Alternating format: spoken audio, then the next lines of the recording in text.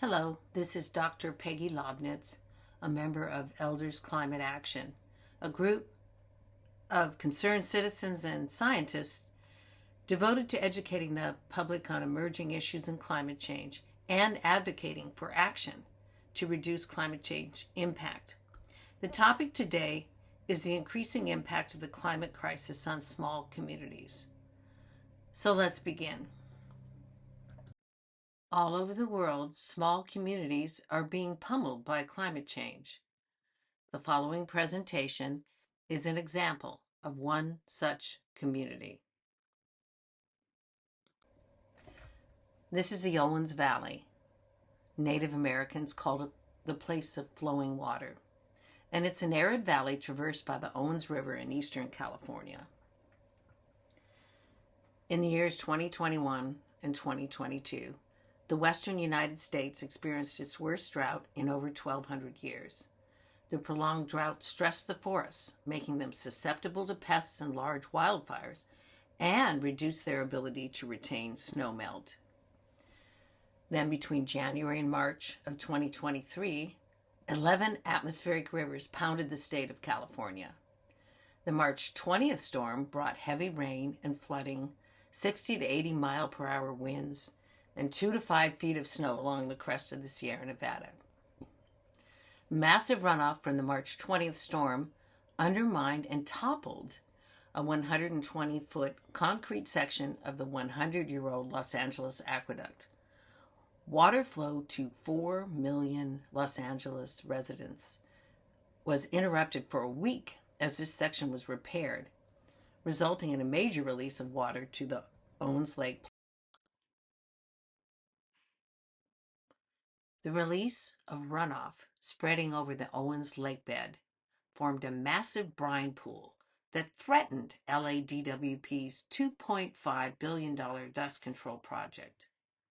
The runoff release also trapped aquatic organisms in the brine pool, to the delight of terns and white pelicans who feasted on the stranded fish. Runoff from the same storm traveled through a fire-burned scar in the Sierra foothills near Lone Pine, undermining the main access route to Mount Whitney Portal Road.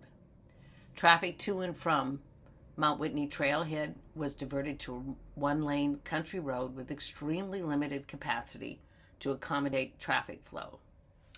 Then in April of 2023, LADWP announced that the Sierra snowpack was 296% of normal, and planning must be implemented to manage impending peak snowmelt volumes, predicted to be 325 billion gallons. A long, cool spring gave the utility some time to prepare. Between April and August, LADWP, Mono and Inyo counties, Caltrans, and other land agencies worked feverishly to harden surface water infrastructure and to lower reservoir elevations to create more space for runoff. Then, on August 20th and 21st, coincident with peak Sierra runoff volumes, Hurricane Hilary made landfall, with the bulk of the impact concentrated in Inyo County between Olancha and Big Pine. Inyo County issued evacuation orders as creeks, highways, and infrastructure became flooded. After the storm abated, crews were sent to survey the damage. A large section of Whitney Portal Road was completely destroyed, closing the Alabama Hills National Scenic Area indefinitely. Inyo County estimates it'll take $10 million and over a year to repair, but they've only recently received funding from FHA, and no contracts have been issued. Much of the critical LADWP aqueduct runoff diversion was badly damaged or destroyed despite their best efforts to harden it. With the diversion system out of service, runoff inundated Owens Lake, flooding most of the dust control infrastructure. Top picture is before, bottom picture, Owens Lake after. The catastrophic form caused indefinite closure of both Death Valley and bristlecone pine forest. Residents of small towns in the area, such as Keeler, Darwin, and Panamint Valley, were temporarily stranded. The aqueduct was again closed as crews excavated and baled out sand and debris from both the aqueduct and surrounding waterways. 5 state highways and more than 24 county roads sustained significant damage and remain closed. The closures have restricted access to most public recreation areas, resulting in a significant hit to tourism revenue in this area.